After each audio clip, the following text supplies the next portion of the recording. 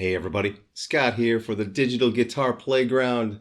Today, well, this week, I'm taking requests. And I got an email a few days ago from Sean inquiring about my Ratt presets. He had bought a Stomp, would like some Ratt action, but my Ratt presets are for the Helix. And you can't transfer them to the Stomp. Too many blocks. So I have made a Ratt-ish preset today. 3 snapshots. Crunch, clean, solo. And you can cover a lot of Ratt with that. If you were to clone this into a different preset, because this one is modeled after the sound for Lay It Down, which I think is the quintessential Ratt riff. But for Round and Round, there's a lot less reverb. So just clone it to another preset, dial back the reverb, you're golden. And I ran into some, hurdles along the way because, only having 6 blocks, 7 if you include the gate, which I do. Having a 2-channel amp that actually can deliver that without an overdrive in front of it, to me, doesn't really exist in the Helix that can be cleaned up to an actual clean sound. So I've got 2 amp models, my IR, some modulation, an EQ, and a reverb. So, want to check it out?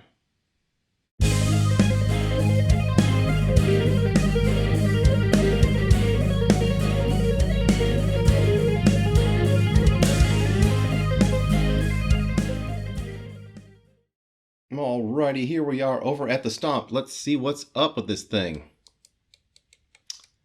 There is a gate happening, and this is a pretty high gain, amp model, the main one, well, the overdriven one anyway. So I find it necessary. I always set this to that, and on the snapshots, snapshot 1, the split automatically goes to the top path, A100. On snapshot 2, it goes to B, and B has dual pitch happening. My -9, +9 thing for I like it better than chorus. It just sounds a little more unique. The modulation less sickly sweet, let's just say, and it just works for me. So I use it all the time. The clean amp is the Jazz Rivet, and it is set accordingly. Blah blah blah. It's only on the 2nd channel, and just a solid clean sound with the IR set accordingly. This is my custom IR, comes with the preset, of course, and I'm removing some bottom end by raising the actually no, that's supposed to be up there, never mind. Lowering the level, or raising the level, as so to speak, because clean sounds are, harder to get more volume. And then the EQ is removing a ton of bottom end, especially around the 240, and then mid-range, low mids, 750. That's pretty much that. And then the reverb changes slightly, the decay is higher, and the mix is higher. And then nothing happened on the output. What you can do, though, for the lead is if you're not getting enough out of the, the way that the amp and the IR is set, just press this in, turn it to the right on the 3rd snapshot, and then you've snapshot enabled extra output, which is cool. So let's go back to the here's the first snapshot, and it's the RevGen Purple is the big rock amp for this one. And it is a big rock amp, and I really, really, really like it. I think it's great for this. It's got all the overtones, all the gain without, being too, whooshy. But I roll back the bass quite a bit. And I've actually made it a little bit more top-endy than I normally would, but, works for this sound.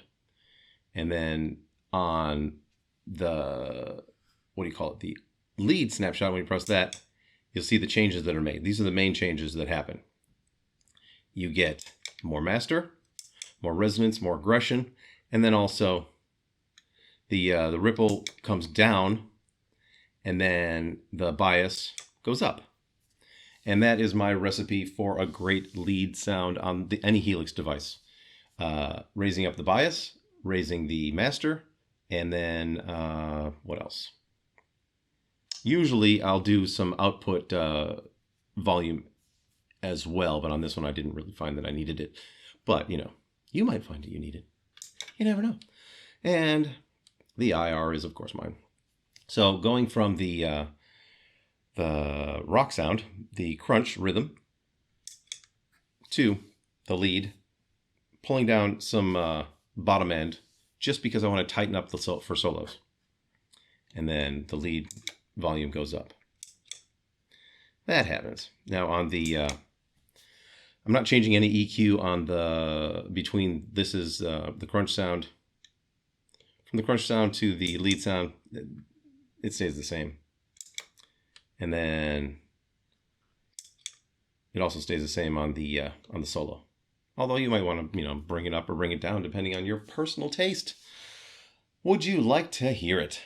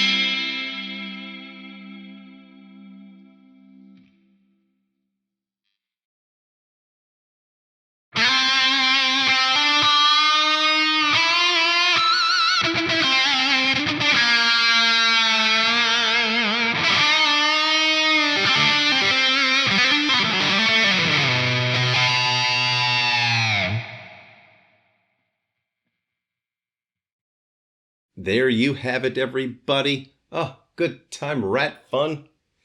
Oh. To really nail this sound, you kind of have to have a Marshall amp model with an overdrive in front of it. But for the HX Stomp, this is the closest for me. That still feels good, sounds good, gives you all the harmonics, all the overtones, and it may not be 100% historically accurate, but that I don't have 21 blocks like I do on the Helix. I got 6. So there's that. Oh. And if you would like this, I'm going to call it a free set. Drop me a line.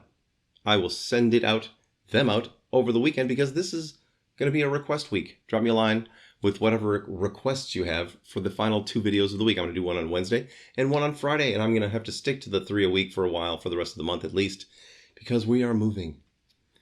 We put in an offer on a house in Mesa, Arizona, and they accepted it last night, so we have a 30-day close window. Well, schedule, I should say. And we're trying to get this stuff done quickly. I've got to sell a car. I've got to pack up all my stuff. I'm going to keep this stuff up as long as I need to for videos and stuff. But I have to set up my shot every single day. So it's like, I am so looking forward to having my own space where I don't have to do that. Oh, it's going to be so nice. Let me tell you. I will be back. And let me know if you want me to do something with the Stomp or the Podgo or the Helix. I have all but given up on MIDI. And the MIDI for the fucking Amp 1 is not consistently working and has never consistently worked. So it makes me wonder if there's a hardware issue. Maybe my MIDI adapter is fucked up. I don't know. I may try ordering a new one of those, because it's not like a standard MIDI cable. It's actually got a little, chip in there. It's got some, electronics in there that makes the magic happen, because it's, it goes from a 5-pin MIDI to a single, TS plug, 1/4-inch plug. And it uses, I don't know, science. advanced electronics, at the very least, to make it happen, and I can't get it to work, no matter what I do. I'm very frustrated. I fucking hate MIDI. Oh, so much. I always have. I always will. So I'm probably going to just dump all my MIDI shit. The AmpX is coming out in 6 months anyway. Maybe less. So that was an inevitable purchase for me. So I'm just going to sell all my MIDI shit. And then, hang on to my Amp 1 until December. Sell it. Buy the AmpX. Move on with my life. Why become frustrated constantly? I hate it. Anyway, I will see you on Wednesday. And until then, rock on.